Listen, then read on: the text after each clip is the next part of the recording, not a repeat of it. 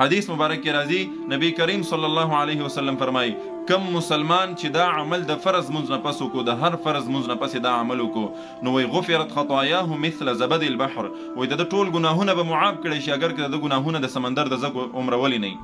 نو مسلمانانو ورونو هغه بل اسو کې چې د ګناهونه برکات، امید ده ان شاء الله چې ټول ملګری به روغ جوړه خوشاله ملګرو.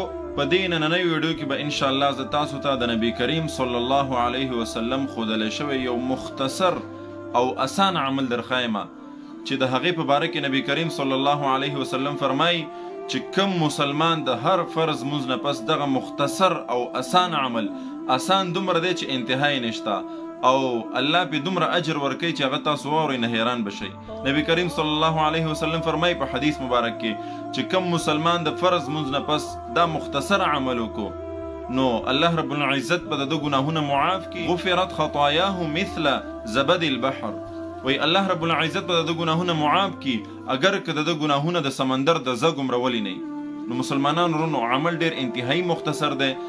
صرف او صرف د دې دپاره تاسو شریک کوم چې په دې باندې عمل وکړئ او دا په خپل ژوند کې راولئ. ډېر مختصر دی. د هر فرض مونځ نه پس 33 بار سبحان الله، 33 بار الحمدلله، 33 بار الله اکبر او یو پیرا 99 دغه شو، یو پیرا به ورسره وایي لا اله الا الله وحده لا شریک له له الملک وله الحمد وهو على كل شيء قدیر.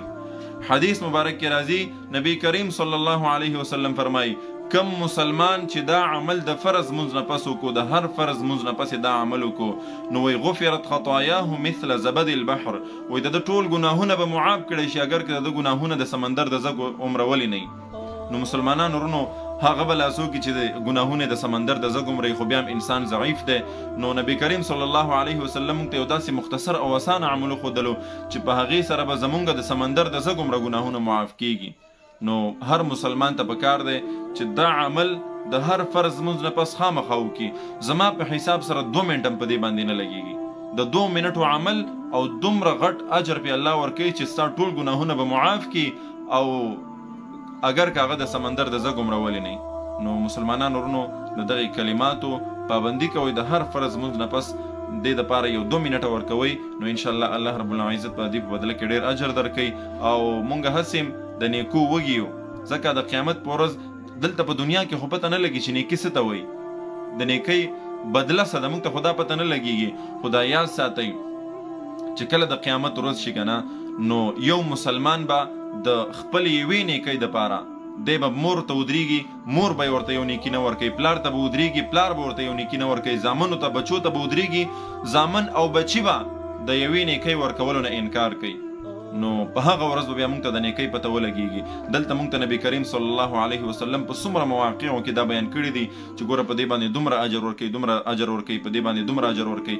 دا بیان او دا تاسو سره شریکول زموږ مطلب دا دی چې تاسو دغه عملونه شروع کړئ، په خپل ژوند کې نیکیانې وګټئ. دا وخت دی وی جب تک سانس ہے تب تک چانس ہے. تر کومې پورې چې موږ ژوندي یو دا موږ سره چانس دی. نیکي ګټل پکار ده، نیکي ځان سره ذخیره کول پکار دي، ځکه هلته کې بیا نیکیانې نه میلاویږي. هلته به هر څه وي خو ګورئ نیکي به بیا نه وي. نو مسلمانانو ورونو کوشش کوئ چې په دغې عمل باندې عمل وکړئ او د ثواب دپاره د نور مسلمانانو سره هم ضرور شیر کړئ. کیدای شي ستاسو د دغې شیر کولو د وجې نه بل مسلمان دا عمل وکړي، انشاءالله د هغې په ثواب کې به تاسو مونږ ضرور ورسره شریک یو. الله رب العزت دې په اول مال او بیا تاسو له د عمل کولو توفیق راکړي. واخر دعوانا ان الحمد لله.